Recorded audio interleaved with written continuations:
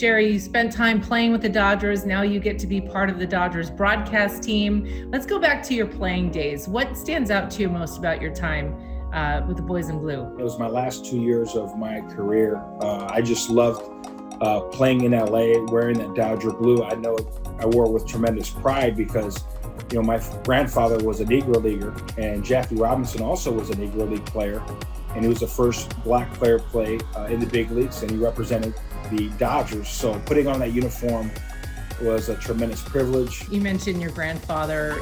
How instrumental was he in teaching you the game of baseball? A lot of people don't know this. I was a catcher.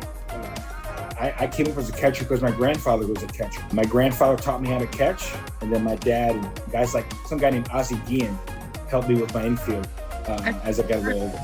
Yeah, heard of him. I feel like everybody has a Lasorda story. Not even one story. They have like hundreds of stories. Do any come to mind? When I was with the team, we'd have, American Idol, those type of singing shows for the rookies, right? And I would be the host. So I would be Mario Lopez. Simon Cowell was played by Jaime Lasorda. Jaime Lasorda was Simon Cowell. He'd be one of the toughest judges. For him, obviously, multiple championship manager, right? World Series champ. Everybody knew Tommy as obviously being very tough, which he was. He tells it like it is.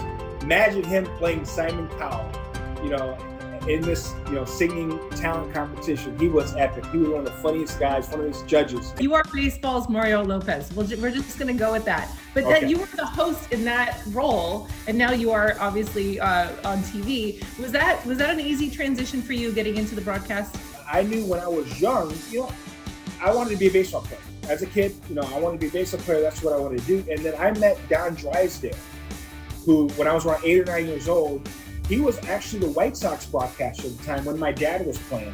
So I remember being on the bus. I think we were in Milwaukee, and he said, "Come sit next to me." So I sat next to Don Drysdale, and we started talking. I go, "Hey, I really love hearing you talk about baseball when I watch you on TV."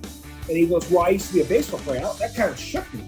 Me being an 8 or 9 year old kid, I just knew him only as a broadcaster. I didn't know he played baseball. So I went back and researched Don Drysdale, and I found he was a Hall of Fame pitcher, incredible pitcher for the Brooklyn Dodgers, won the World Series, just incredible player. It's like, that's what I want to do. I want to be a baseball player, and then when I'm done being a baseball player, I want to be a broadcaster like Don Drysdale. When you get approached by Dodger fans, one of the greatest fan bases in baseball, when you get approached by Dodger fans, what is it that they want to talk to you about? This year, it's been my Jordans. They like my Jordan collection. I'm up there on my feet for quite some time. So a couple of fans were saying, "Jerry, you look, you're standing a long time. Why don't you wear, some tennis shoes?" So I decided, you know what? I'm going to wear Jordans. And it just exploded. I get hit up on Instagram, text message. When I'm at the stadium, all the fans saying, "Jerry, what kind of Jordan you got on? What kind of Jordan you got on?" So that has been the biggest topic. Hey, you did win a World Series. Yes. And now we're starting to get more far removed. It's been, over 10 years, 11 years now. I can start to say I carried that 09 Yankees team to a championship.